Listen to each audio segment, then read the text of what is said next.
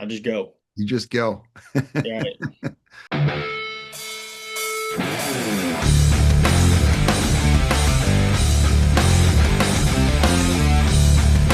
Hey, everybody. Welcome to another episode of the Pine Tar Podcast. My name is Jeff Ruprecht, founder and designer at Pine Tar Clothing Company, where we're celebrating the heart and hustle of baseball. And this week, we have a very special guest, one of our Pine Tar athletes. His name is Hayden Tronson. He's a pitcher for Division One Stephen F. Austin down in Texas. And he had a break from his busy schedule and is going to spend some time with us today. So I'm really excited to talk to him about just his approach to pitching and his path to playing D1 baseball and just his thoughts about baseball in general. So, Hayden, how are you, buddy? I'm good. How are you?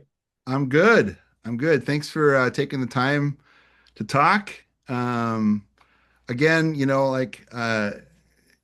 I think we had talked with each other over DM. I don't know, it was like maybe a year and a half ago, 2 years ago. I don't remember. I think, At some point in the fall, fall yeah, of my fall junior 20. year. Yeah, yeah, Yeah. yeah. Yeah. And this is your senior year. Right. Nice. So, how's your season going so far? Me personally, I started off not so hot, but we're finally in the upswing of things. Worked through some struggles, and we're looking to keep climbing on some success we've had recently. Yeah.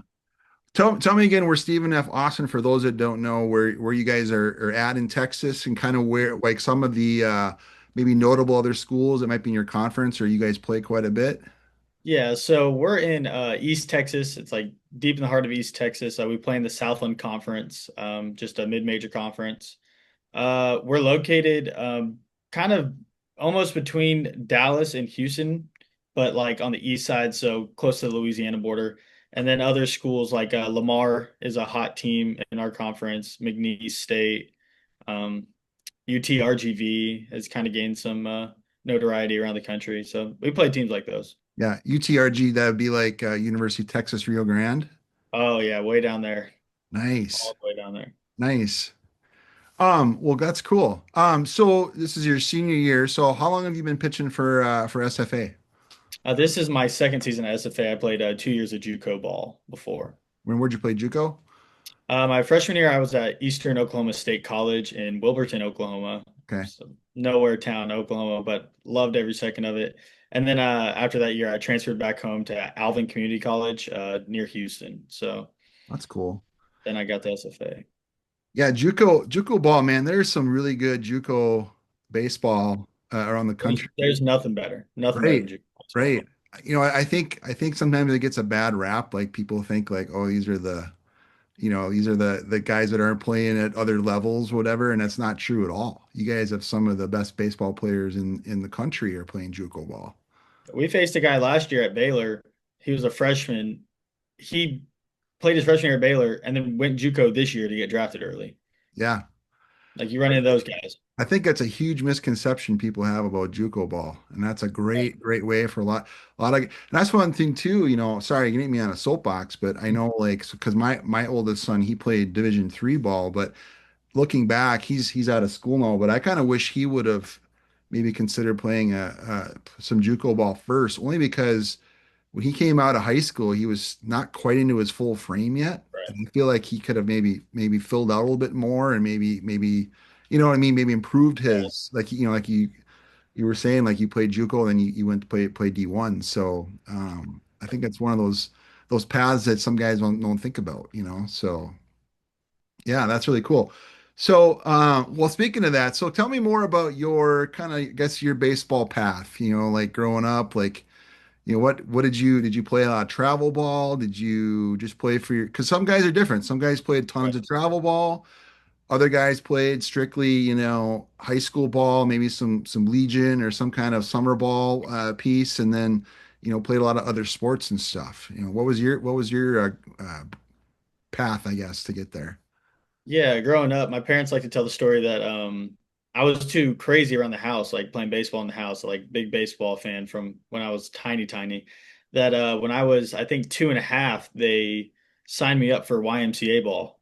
and you couldn't sign up until you were 3 or something. But Okay. they lied to get me out there. So I played ever since I was 3. I played any sport you could growing up.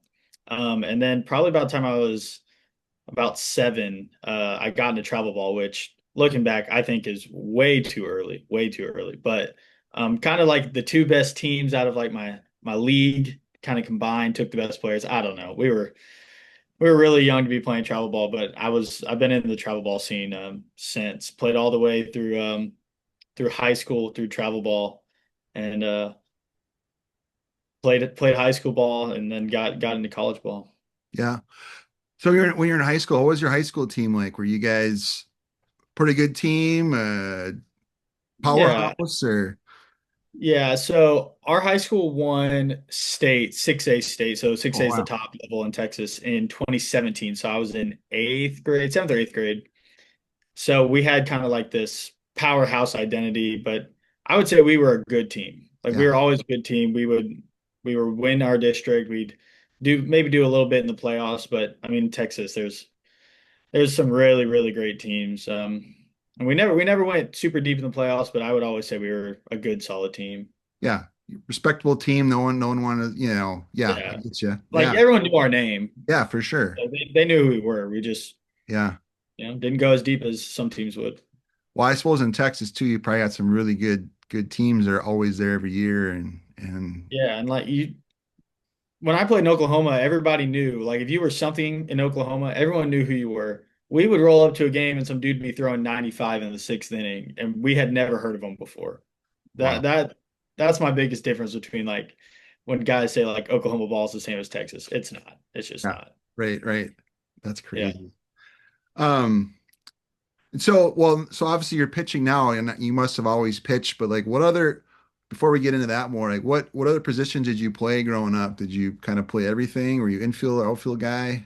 Yeah, I played mostly middle infield growing up, and then once I kind of got into like that junior high phase, kind of got a little dumpy, played a little first base, played a little corner outfield, and then came into myself and I was playing in the outfield going into high school. And then I went to a really big high school. So my freshman year I played basketball, and basketball season barely ran into baseball, but I missed the first few scrimmages or so. I go out to the first scrimmage I can make, K'd up 3 times at the plate, came in on the mound, struck out 3 guys. They sat me down. They said, "Hey, you're going to pitch." And I never had a high school at bat, You never once. had a high school at bat. Never had a high school bat. I've never taken. Really? I was talking with my coaches. I was catching up the fungo the other day. I said, "I've never taken a BP round inside a turtle. No kidding. Never." Wow. So, okay, so this is just, so here in Minnesota, we have a very small window because of our weather, right? Where, you basically from about this time until October, you play a lot of fall ball still, Okay. you pack a lot into that. But man, everyone always, I don't know if there was too many guys that never did that. Like you always played some kind of position piece. So that's just Yeah. I crazy mean, to I hear. kind of would in the summer. Yeah. Like my summer ball coach always told me I was too big not to hit, Okay. but like in school, it was always pitch. Wow. So, well, that's really interesting. So okay, so what year was that? Was that like right away early high school or is this like Yeah, this is like freshman year. I'm just getting off the basketball team and I'm rolling in about early February. yeah. And And you're like, like, okay, you're gonna be a PO. yeah, and I don't even think I played a position in that game. I Wow. think I just went and hit. Yeah, that's crazy. Sorry, Yeah. I'm kind of thrown for a loop. That's Yeah, it's interesting. it's not like even guys around here, like big Texas schools, like, oh, I still played second base or something. But Right. at my school, we had by the time I was a sophomore, we had 6 dudes that were just POs. Wow. So you're kind of so obviously you're used to that. I again just to compare, it's like my oldest son when he played, he played middle infield and he hit and he pitched all through high school. But then when he went to college, they kind of made him pick. Not that he Hmm. couldn't, like I don't know how it is in other things, but I know at D3 level, like there's some guys that did play, they would play potentially a position and hit, and they were a pitcher. Gotcha. But the Hmm. problem was is that you had to go to you had pitching practice, and then you Right. had your other practice. So it's like a lot of guys just don't have time to do that. So they kind of make you Right. like, all right, you need to kind of pick. And they had asked, he was recruited as a pitcher, and so not that he couldn't have played, couldn't that they gave him the option, but he's like, well, no, I'm not, I'm not Right. doing that. So that's wow, yeah, yeah. The PO life is it's a lot of work though. You guys have to do a lot of keeping your bodies in the right frame of mind, right?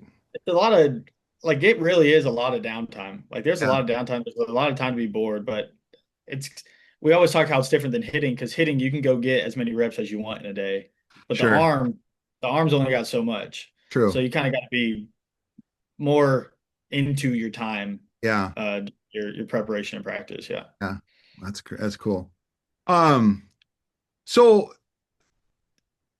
with that being said, being a D1 pitcher, what do you think are some of the things? What do you think are some things that maybe people think about D1 or maybe they don't know about D1 that you maybe get asked sometimes? What are some things like as a D1 pitcher? I always thought like growing up, like you see these 12-year-olds now throwing 90 miles an hour that like you have to throw 90 miles an hour, wicked breaking ball, stuff like that. I would say most guys in our conference are 88 to 91, you know, with maybe one breaking ball. Like it's if you watch SEC ball, like it's that's what it is. But Yeah, and when you play mid-major ball and like the Southland is I think we were RPI 9 to 13 last year. So kind of, maybe above, maybe some middle of the pack. So yeah, there's even like I truly believe there's a spot for everybody. yeah. Um, Within reason, you just got to go. Are you okay with going far from home? Are you okay with this certain program? It's just like what you can put up with. I think there's always a spot. So speaking of, so what are you up to? What's your kind of velo like where you kind of top out at? And have you always kind of been there? Or have you worked your way up to that? Yeah, so I think I remember my freshman year, I was throwing like 75, Okay. which was kind of on par with what Yeah. else we had. Um, and then I got up to probably about 87 my senior year. Okay. Like I was hitting 87 in front of like some college recruiters and Yep. stuff. I hit 90 my freshman year of college, Okay. throwing four seam balls. And then my sophomore year, my coach had me just straight sinker ball. I got that up to 92. And then this year, a few weeks ago, we played A&M and M and I hit 93 on the scoreboard. So Thanks. yeah, that's my all-time. So you're right now you're about yeah, mid 90s roughly, Yeah, you yeah, know, I would say lower. sitting like Yeah. my average fastball is probably 89 miles an hour. Yeah. So what other kind of pitches are you throwing then? What's your other go-to like what's your out pitch? Yeah, so I've always had, I don't know if you've heard the big talk about how pitchers are supinators or pronators and all Yeah, yeah, that. yeah.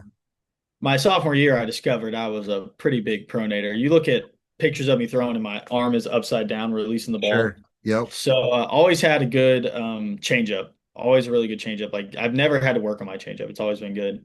But I always needed something that broke glove side. Uh-huh. Um, Yep. and I always struggled. Maybe I had a slider for a few outings and then it would leave. Last year, I was warming up to start against Louisiana Monroe, and my pitching coach was down there with a PVC pipe during my pregame bullpen trying to show me the shape, like to visualize. So we went through a lot of hard times with the slider, but this summer it finally clicked. I got to I got a ball right here.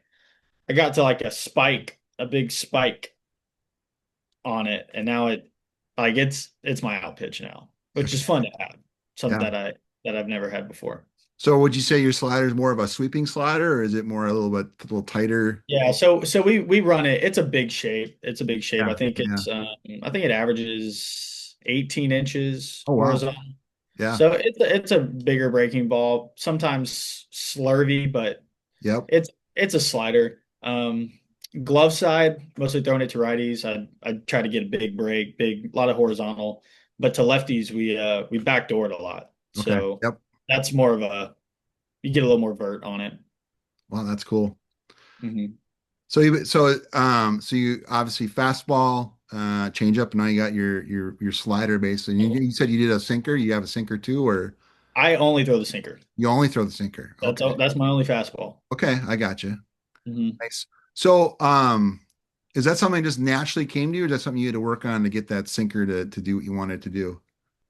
When I was taking my, because in JUCO, so D1, if you're on a visit, you can't work out for the team, anything. Sure. There's like recruiting violations. JUCO, it's the Wild West. Yeah. So I grabbed my buddy, off his couch and I told him I'd pay for lunch. And he drove down, it was like 40 minutes from my house to go to Alvin. And he's sitting back there with his gear on, like never a catcher, like he was a pitcher in high school. And Alvin's got the TrackMan pulled up watching me pitch just on like a random Tuesday in the summer. And I'm throwing four seams. I'm throwing four seams. It's okay velo wise, but the coach was like, "Hey, this the shape of this sucks." He was like, "Could you throw a sinker for me? Like throw a two seam." So I throw a two seam. He goes, "Yeah, we can work with that. We can work with that." Yeah. I think over time, like my slot has just kind of dropped a little too. So now I'm pretty low three quarter. Hmm. And all I do is throw the ball. I don't have to think about it. And it's 20 inches arm side run. Wow. Yeah. Well, that's great. That's really cool. So speaking of, so you said your friend kind of catching and stuff. How is your do you have a lot of trust in your catchers, or do you have one catcher you always pitch to, or do you have a couple guys, or Last year it was more one guy. He just handled the low ball better, the sinking ball better. yeah, But this year the two guys we run out there, they're interchangeable. They're both plenty fine. yeah, and you trust them both, obviously. Yeah, I mean, yeah, if I didn't trust my catcher, we'd have some big issues. Yeah, yeah, I bet. Um, so is there what's kind of your mindset when you're kind of attacking a batter? I mean, I suppose it depends on what side of the plate they're on, but are you using your sinker to get ahead in the count right away and then going? Or are you all over the place with how you kind of set guys up, or Yeah, so something main thing with me is I got to get ahead. yeah, Um, to start the year, I just could not. We call it three pitch win. So you're trying to get to two strikes before they get to two balls. sure, And well, for whatever reason, I put a lot of pressure on myself and I just could not do it. But this last outing, it's just like I got to the point where I was just like, I'm gonna throw this thing down the middle. It's gonna move somewhere. Let's see what happens. And of course, I have my best success of the year because I'm 0-2-1-2 in most counts. So that's what we do. In terms of what we use to get there, I've always been a use any pitch anytime kind of thing. yeah, sure. And that's what my coach trusts that when I'm on, and that's what we go with. So with some of your other pitches, then, so you obviously have gotten to a point where you trust pretty much every pitch you're throwing now. Because sometimes you got Yeah. a couple things you might feel really a lot better about, but it's not like you're ready to go with anything, right? Yeah, as of right now, all the pitches feel really good. So Yeah. I just look at the whatever's called and I just trust and throw it. Like I'm not a big shake off. I just go. You just go. Yeah. That's awesome. That's awesome. So with that being said, like, did you have a lot of inspiration growing up? Like, did you have any coaches or even maybe through JUCO and stuff, anyone that just like really help you gain confidence or help you kind of get to where you are today that you can think of? Yeah, I mean, I bounced around a lot of travel ball growing up. You play for one coach, one team this summer, you would just jump to the next team. But my sophomore year of high school, I stuck with an organization that I played for when I was like six. Yeah. Like when I first like moved into like that area of Houston, I started playing for these teams. Parents couldn't make it across town for practice and stuff, so had to stop. But my sophomore year, um, they're having tryouts and went out. They wanted me back, 12 or 10 years later or whatever, and like made like brothers. And the coach there, his son played for our team, Coach Bo. Um, Coach Bo calls me like annoyingly often to talk to me. But I'm always glad to hear him talk, and he's always got his Bo words of wisdom. And Yeah. yada No yada. But prisons. oh, if you met the guy, Yeah, it would make so much sense.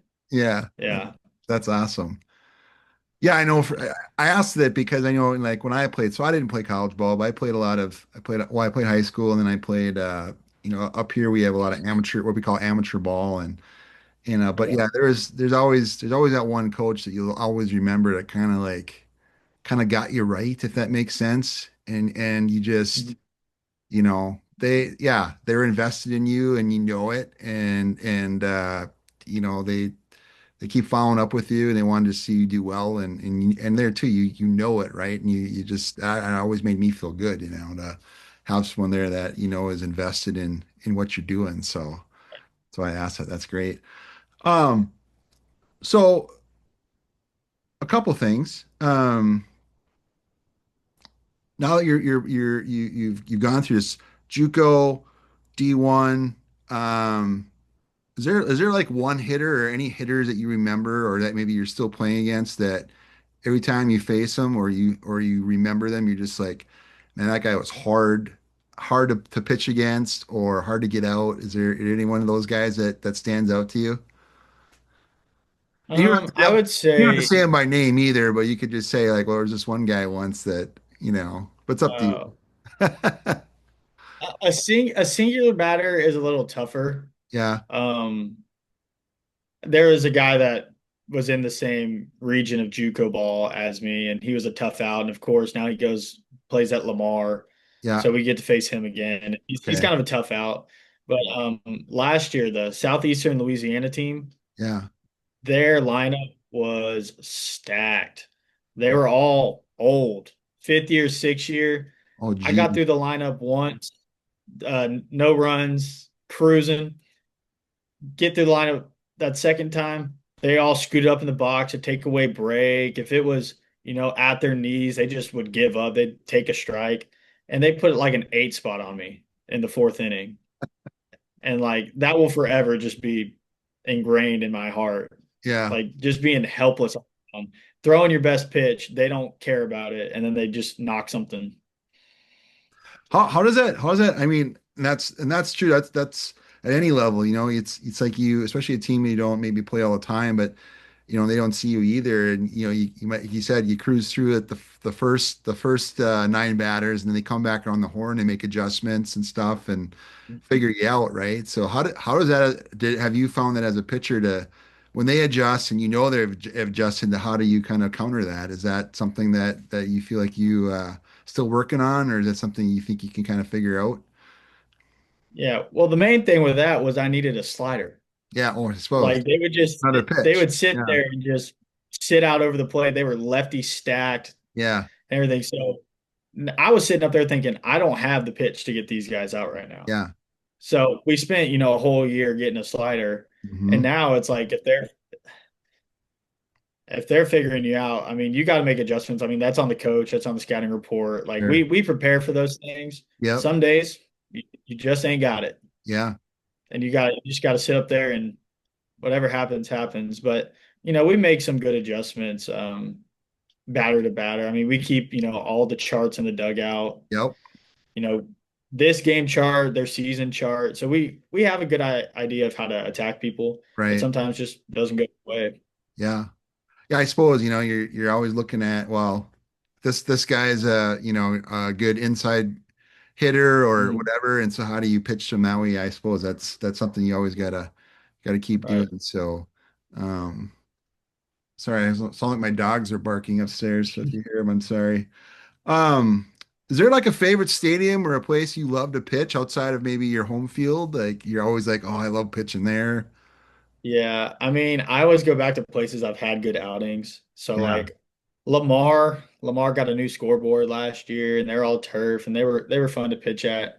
I think my favorite spot last year was Louisiana Monroe. They just kind of had like it was a nice college ballpark. They had like lifted like raised stands. Oh yeah. They had like a old timey little scoreboard in the stands.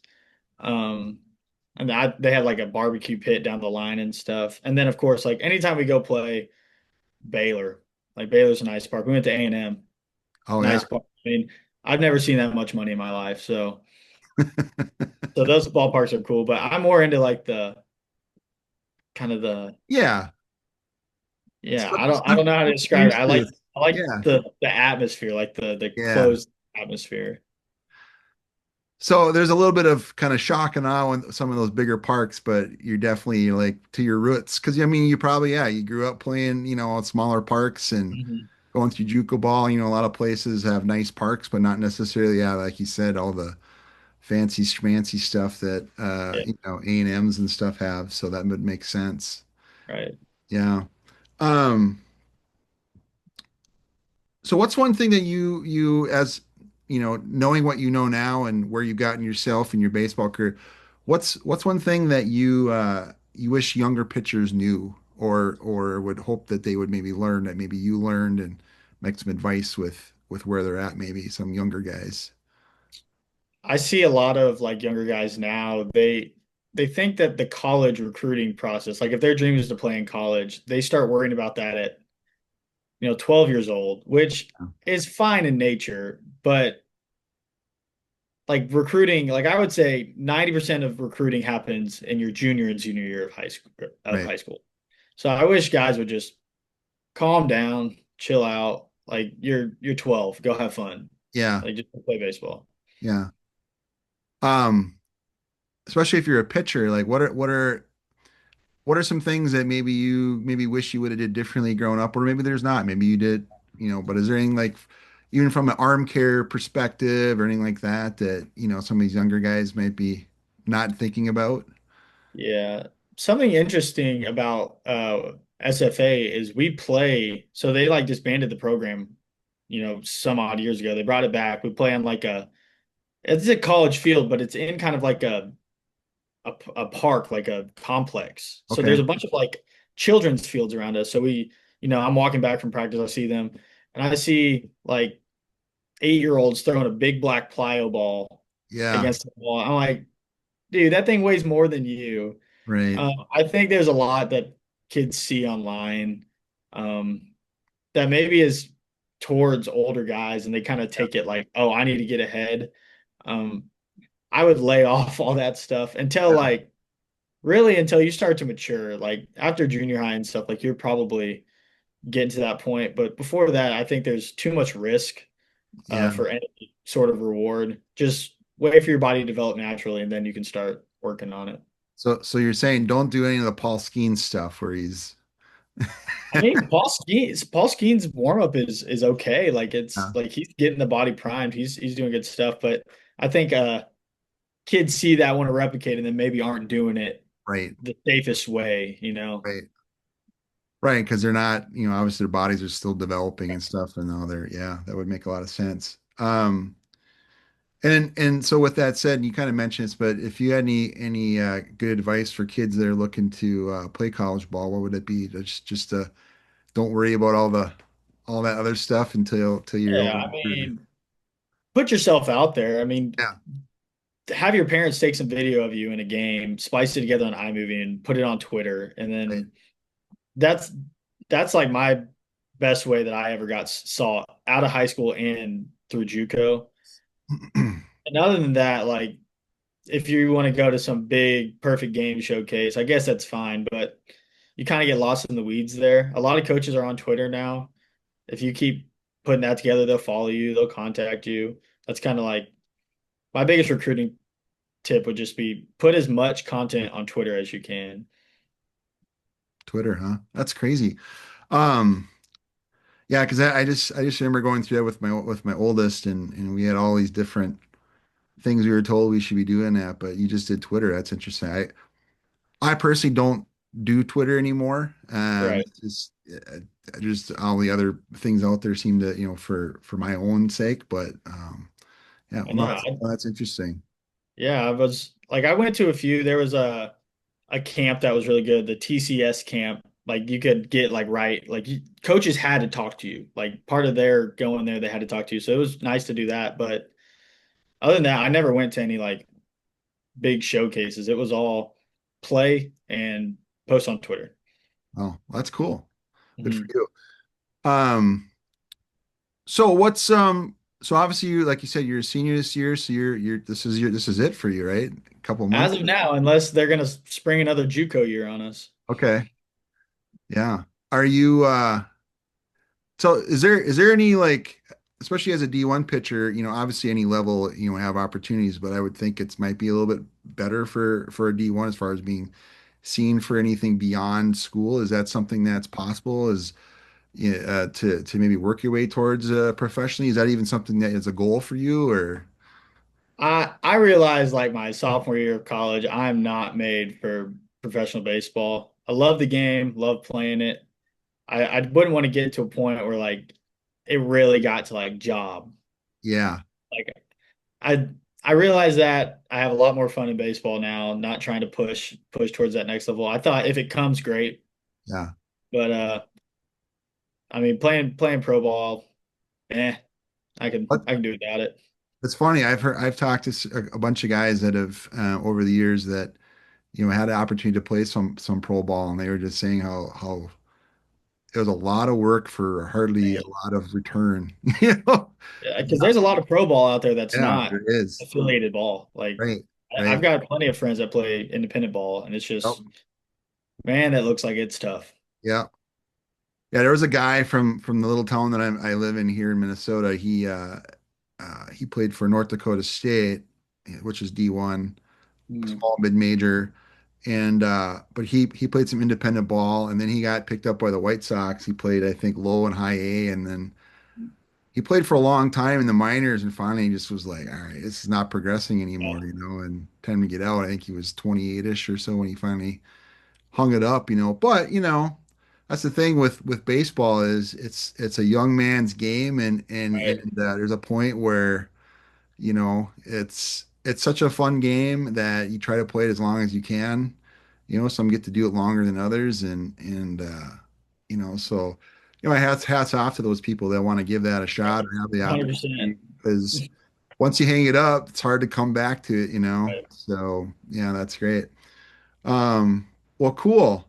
So I know you said that in prior you were saying that you guys are sitting kind of 500 right now in your conference. So what's the rest of your season kind of look like here? How many more games before any like playoff ball starts? Yeah, so we've got I think we just hit the halfway point. We're 15 and 14, so we're 29 in, so we're a little past halfway. Yep. Um, but we've got a few more weeks of conference ball. We luckily we play two of the harder teams in the conference, the first 2 weeks of conference or 3 weeks of conference. So hopefully we can string more wins together. That we have 11 teams in the conference, eight make the conference tournament. Last year we didn't make the tournament, so this year we're so far we're looking pretty good. So I'm hoping if we keep up our trajectory, we should make it this year. And then once that happens, who knows what'll Right. happen next? Anything's possible. Right. Right. That's cool. So you have any specific goals for yourself the rest of the year or And I've gotten to the point where I just, when I get out on the field, just enjoy it. Don't put too much stress on yourself. Go play baseball. I had to quit stat watching. I was a big stat watcher. Got to get away from that. Did I help the team win today? Yes or no? Okay, yeah, let's move on from that. So I just want to de-stress my baseball life. That's all I'm doing. enjoy the last couple of months here. Yeah, Right. before yeah. Yeah, that's great. Yeah, sometimes you put a lot of pressure on yourself and looking at other, comparing yourself, and sometimes you just got to go, you know what? I'm just grateful with what I'm doing and yeah, enjoy the time I have left. Yeah, that makes a It's lot of fun. It's fun when you get to that headspace, but it takes a lot of not good headspace to get there. But sense. hopefully that's I know it's not just me that struggled with any of that. So I know a lot of guys go through that. So Uh, hopefully that message gets passed on. It can help someone else. yeah, that's crazy. Well, great. Well, I know you probably got some stuff. I was lucky enough to get you on an off day. So Mhm. I appreciate you being on the show this week and appreciate you being a Pine Tar athlete and love watching to see how you guys are doing. And good luck the rest of the season Yeah. and for being on the show.